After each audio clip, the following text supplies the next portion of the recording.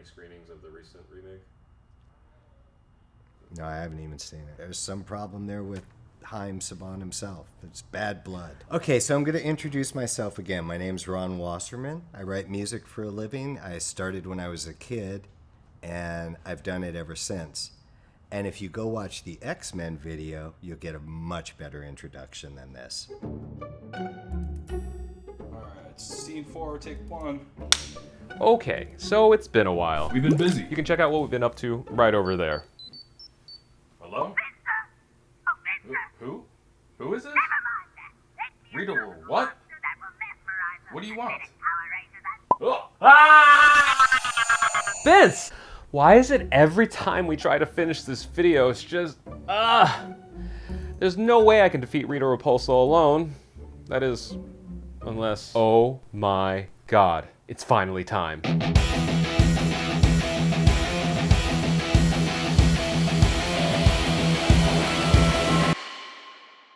To rescue Vince, I have to go back to the 90s and fulfill my true destiny as the Red Ranger. Rick told me not to mess with this stuff, but I've got no choice.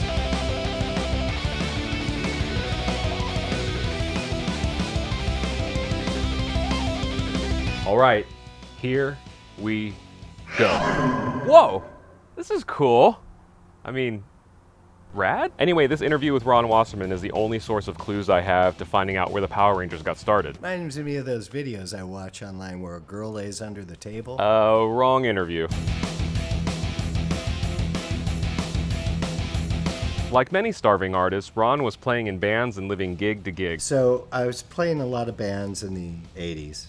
And it was doing pretty good, and at one point it was going to be really good. I was music director for this gal, E.G. Daly. It was a great band. It was Matt Sorum, who went on to play with Guns N' Roses. The project was taking off, and it didn't, in short. I had been living off credit cards and gone through some pretty rough times. So in '89, a friend of mine called me, and he said, our engineer can't come in to record one of the composers. I went in to Saban when it was on Ventura Boulevard in Studio City, and for the first 7 hours, this guy and I hung out. He just smoked dope for 7 hours.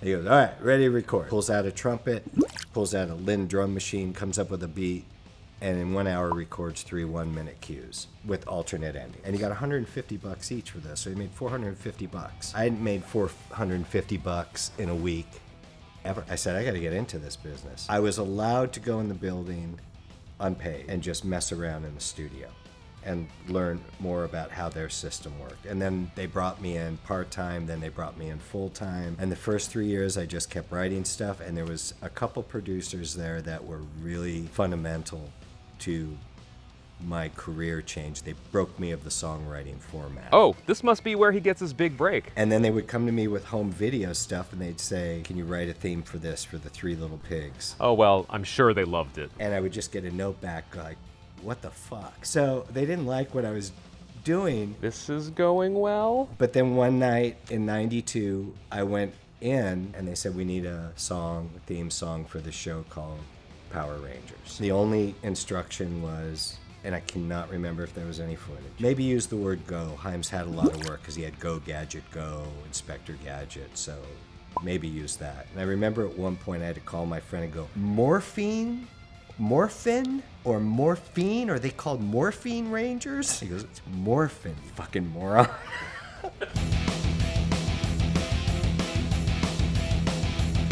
I don't think most people know how quick and dirty the Power Rangers theme song came together, and how in a couple of snap decisions, Ron not only wrote the theme and played all the instruments, but also his rough demo vocals would become the voice that millions of 90s kids associated with their favorite team of heroes. I wanted to get it done as fast as possible because I'd had such a great long list of rejected themes. So I just went, I'm just gonna blow this thing out. As I was writing, I remember going, oh, I like this, but it's real simple. And in 2.5 hours from write it to my guide vocal, it was done. The next day they called and they said, Fox loves it. And I said, who's gonna sing it? And they said, no, Fox loves it. You're the singer. And I went, no shit. All right. The crazy thing is, most of his vocals are not perfectly in tune, but it seems like nobody noticed or cared. As the 90s ended, digital pitch correcting and auto-tune became more and more standard in recording music. But back then, a common trick to help tune vocals was to record multiple takes and slightly pitch them up or down and combine them all to make one solid main vocal. This is the shimmery vocal tone you hear on a lot of older songs. The lead vocals are always 3 takes. The backgrounds, each harmony is 3 takes. I mean, it is just a fuck ton of vocals. And I would just gargle. I would always put in Diet Pepsi with ice, get it super cold, and gargle it just to tighten my chords. And I was saying, when I did all those songs, I sang for so long and so hard that my vision would go blurry because my sinuses were swelling up, because I sing completely through my throat. It's probably an understatement, but 2.5 hours isn't a whole lot of time to flesh out everything you want to in a song that will be heard millions of times. So nearly 2 decades later, Ron took another shot at it. Yeah, the luxury of time. Plus, you already know the songs have done well. I mean, that really, that helps a lot too. I spent, I think, 2 months recutting those. It was all done for fun. I had some free time and I said, I'm gonna see if I can still sing the first verse of the theme. So I just worked it up and I layered the vocals and I went, I think I can still do it. And it was hard to go back and listen because none of the original masters, I never had them. And they're all long gone. So I couldn't go back, so I'd have to go back and go, what is that? What kick? Is there a kick there? Because I really want it to be as close as possible. So this album of Power Rangers songs is currently the only way to support Ron's contributions to the franchise. You'd think the writer and performer of one of the most iconic theme songs in history would be treated like royalty, or even given credit. But this is where our story takes a dark turn. They were pretty quiet to me. The first time I knew something was happening is we lived in the Hollywood Hills, and across was Universal Studios, and they had the Universal Amphitheater. And there was a Power Rangers. They were going to be there. And the freeway backed up for 5 miles. So my wife and I kind of went down to In-N-Out Burger or something, parked there, and walked up. I was given a seat far right, 30 rows back. Put them where nobody will see them, and he can't say anything.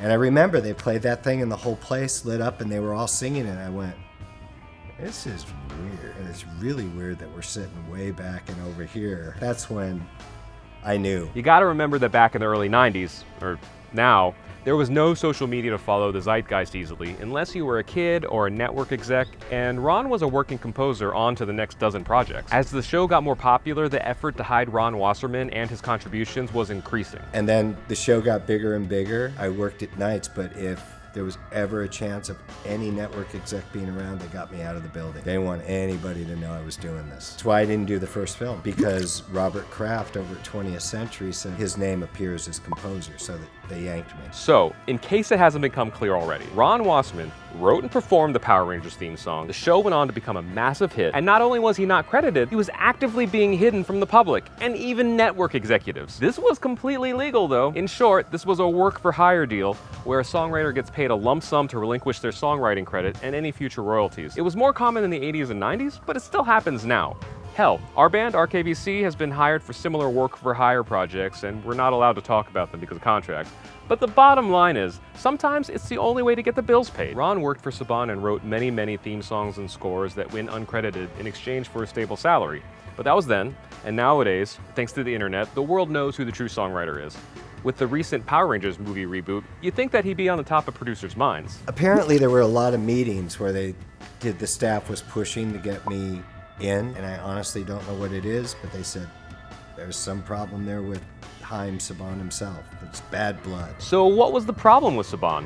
We'll never know for certain, but Ron has some pretty good observations working so close to the mysterious Hollywood execs. So the only thing I can think of after all these years, honestly, is that he and Shuki own the rights. Everybody else knows I did it. He's one of the richest men in the world and called a media mogul, which is fine. It's got to just drive him fucking batshit that the biggest thing that he ever created, he didn't create. Down to it's Japanese footage. Even though Ron was never officially credited, even though he was literally hidden, even though he never received decades of royalties for a smash hit TV show's theme song, Ron doesn't begrudge his experiences. You never know where stuff's gonna lead. That's why you gotta say yes to everything. And that's why so many of my friends that preferred to keep 100% of nothing still own 100% of nothing. You pay your dues. And that's what a lot of composers don't get, or anybody in any field. And the 20 some odd that have written me over the years, how do I get in? I'm like, find a composer or production house, knock on the door, and say this line. I make great coffee, I'm your bitch. Because they're busy. That's all they got time to hear. If you make great coffee and you're the bitch, and you're a great writer, 5 years later you might be doing something. Like, I think I'll get an agent. I'm 3,500 episodes of television in and I don't have an agent. It's who you know and it's working hard and being good. That's what it is. Ron Wasserman has continued to compose for TV through the decades, made appearances at conventions, and thanks to the internet, is getting discovered by fans as the true writer and performer of Go Go Power Rangers, the original theme song to the hit 90s TV show on Fox Kids. What are you doing here? I came back here to become the Red Ranger so I could rescue you from Rita Repulsa. I thought you got kidnapped. The Moon issued a safer at home order, and then she sent me back here. I found that box that Rick left at our place, and bam, I was here. Sure, that checks out. Anyway, if you want to see the full interview with Ron Wasserman, click here. If you want to see us showing him covers of the Power Rangers theme songs on YouTube, click here. If you'd like to hear our 2020 interview with Ron Wasserman on our podcast Yellow Spandex, click over here. And as always, don't forget to do the wrong things With the right people.